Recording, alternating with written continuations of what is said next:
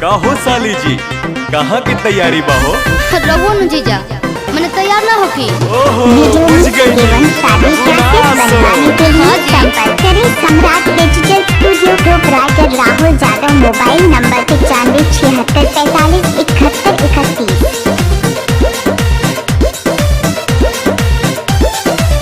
जातारू माई के दर्शन तू करे, हाँ जी। काहे के लगलू है साजे सवारे।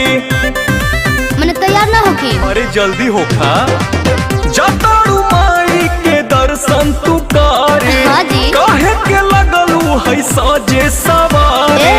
रील बनी मंदिर के गेट पर जीजा, अच्छा वीडियो बना के डालब नेट पर जीजा। ओके। बुलेट पर जीजा, का? बुलेट पर जीजा, बोला ले चले घुमावे बुलेट पर जीजा। जरूर हो। बुलेट पर जीजा, बुलेट पर जीजा, ले चले घुमावे बुलेट पर जीजा।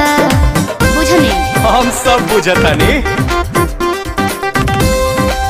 वीडियो मिक्सिंग एवं शादी कैसेट बनवाने के लिए संपर्क करें Samrat digital studio proprietor Rahul Yadav. Mobile number 9576457131। आज मानव नाराउर का हल्का जीजा, सूट पहन के तैयार बनी ललका जीजा। अच्छा ठीक बा, ए जीजा जी सुना जौन कहबू खाए के साली उ घर ही लिया दे हबो। अरे ना जी। डेयरी मिल्क कहा चॉकलेट तू पैकेट खिया दे हबो।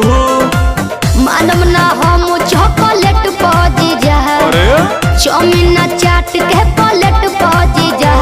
बुलेट पा जीजा, का? बुलेट पा जीजा, बोला। ले चले घुमावे बुलेट पा जीजा। आहो। बुलेट पा जीजा, का? बुलेट पा जीजा, ले चले घुमावे बुलेट पा जीजा। अरे भागत काहे बनी? तोहरी कहाँ भागतानी। इलाका किसी का हो धमाका सम्राट डिजिटल स्टूडियो का होगा।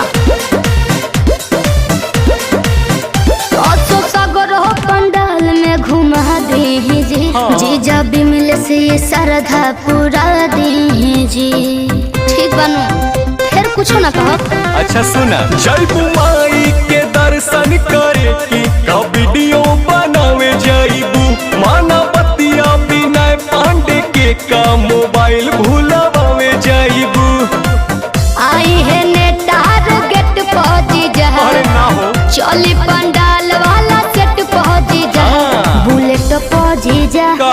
बुलेट पहुंची जा, बोला ले चली घुमावे बुलेट पहुंची जा। के बा? बुलेट पहुंची जा, बुलेट पहुंची जा, ले चली घुमावे बुलेट पहुंची जा।